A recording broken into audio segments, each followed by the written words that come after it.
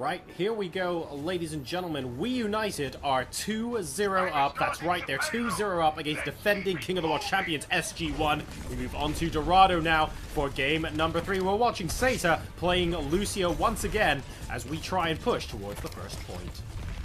That high ground defense coming back into favor as Zenyatta benefits from it, actually just being immobile in really good range. He's going to stand behind that Reinhardt shield, eventually jump down. Now we're at the underpass checkpoint, choke point that we almost always see defenses start to press in now.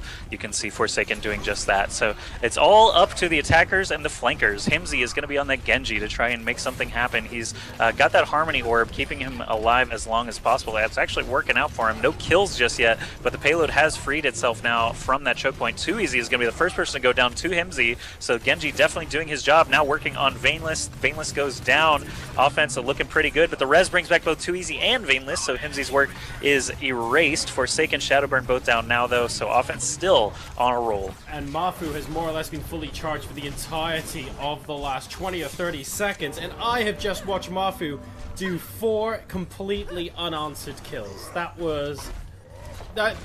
It wasn't even beautiful in the sense that it wasn't particularly fancy. It was just so clinical and straightforward that it was like, is Mafu invisible or something? Because these guys are so preoccupied. He's doing so much damage. Yeah, invisible Zaryas are actually more powerful than regular Zaryas. Being able to sneak around undetected. It's like missing no. I actually had a game this week where there was an invisible diva out of her suit. The suit I could see, but the diva herself I could not. So when she came out, all I saw was her headset, the headset that she wears, and her gun. And I was able to get a kill as McCree on an invisible, tiny little diva like that. It was ridiculous. Just the headset. That reminds me of, like, you know those, like, comic ghosts, you know, for, like, Ghostbusters or something, where you can't see the ghost, but you see the sunglasses there. Yeah, or something yeah, like that. and kind of like that. Look at this, though. TwoEasy, Shadowburn actually getting the majority of the killing blows, but both of them combining for just a ton of damage there. They do regain control of the payload. That's actually pretty bad for SG-1 because this is kind of a tough choke to break if defense can manage to set up. You can see them all running through the vault as quickly as they can to set up on that high ground once again. Now that they have the opportunity to do so, this next underpass is going to be the next place where they can really set up a solid defense. No one's at risk of dying, basically, at all in this setup on the defense. Hymzi just climbed the wall and immediately goes for Veineless. I don't know how he managed to do that so quickly. Veineless had to be pretty low. There's a charge coming out from Forsaken, catches Fragi, but does not get the kill. Graviton Surge catches a couple members as well, forces the Earthshatter ult out to whiff. So that's definitely nice for the defense just to avoid that. Another Graviton Surge from the attacking team. This time TwoEasy's the only one in there. He's going to get pinned and killed as well. Shadowburn has his sword out now. Can he clean up for the defense? He and TwoEasy. TwoEasy stayed alive throughout all that. Oh my god. Insane. I don't know how TwoEasy lived, but he did, and so does the defense. Well, I mean, the short answer to your question is yes, Shadowburn just cleaned up. Like, that wasn't even cleaned up on aisle 3. There was nothing to clean up. He left no traces of anything there. That was really disgusting. Patiently, he did a really good job of timing his ultimate. He saw the Graviton Surge. He was like, I'm going to wait until about 2 seconds before this completes. I know how many ultimates the opposing team has. I know that if Zarya pops the bubble, that I can go after Lucio. He did all of those things and then got 4 kills, because why not? Yeah, Shadowburn just also doing a great job with his defensive cooldowns. That deflect saved his life so many times throughout this series. Offense popping the sound barrier does get them a bunch of kills, but Clock in the perfect position to bring almost everybody right back up. However, Veineless and TwoEasy going to get killed a second time. Forsaken gets pinned. Shadowburn down now to the Winston. Mafu on that Winston now to deal with Genji is working out pretty well. I think they're going to get this checkpoint uncontested in about a 4-minute time so far. Yeah, about 4 minutes and 2 seconds by my timer to enter this last chunk on Dorado. Will they be able to complete it? 5 minutes is a lot of time to do so. This is getting increasingly difficult for my first-person shooter feed to not just be Genji cam. But hopefully we'll see some of that. TwoEasy now popping his ultimate. Joshy, just given the team compositions and the way the attacking defending has worked here, notice that we, until just now, still kept sticking with Mercy. I think we finally switched off, Clock actually moving on to Lucio there. What are your thoughts? Number of reses. What are your thoughts on Mercy versus no Mercy?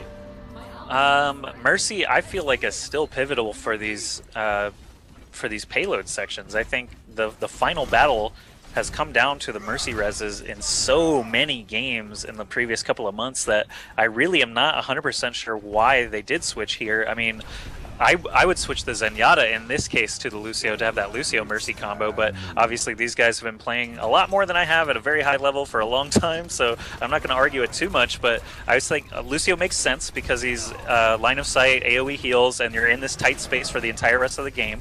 Zen makes a little less sense to me in this spot than a Mercy Res would, but here we go, Graviton Surge coming out, everyone's going to clean up easily there. You're basically saying that a Discord Orb and a Harmony Orb are trumping the ability to undo multiple ults. So it's kind of a longevity thing versus a burst thing, right?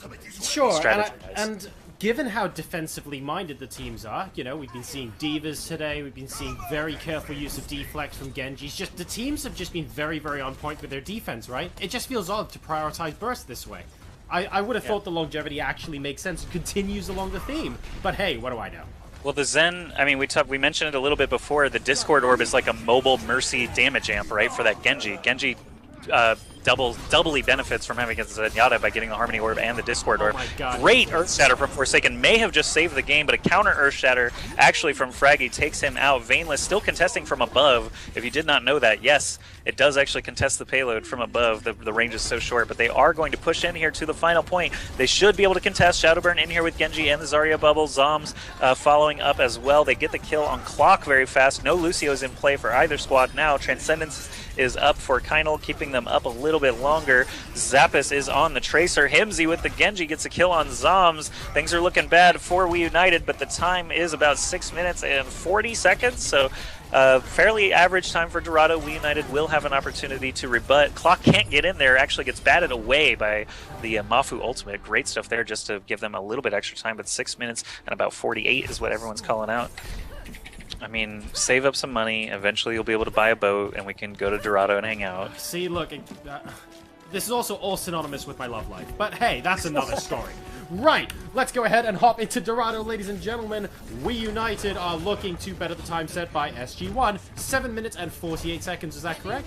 6 minutes, 48 seconds. 6 minutes, 48 seconds, and Weunited have a chance to go 3-0 up against the defending champions here.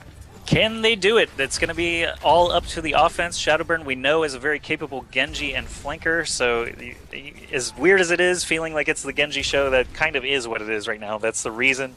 I'm hoping it's this a Symmetra competition show. makes sense. Go Seita. Hoping it's Go the Symmetra Seita. show.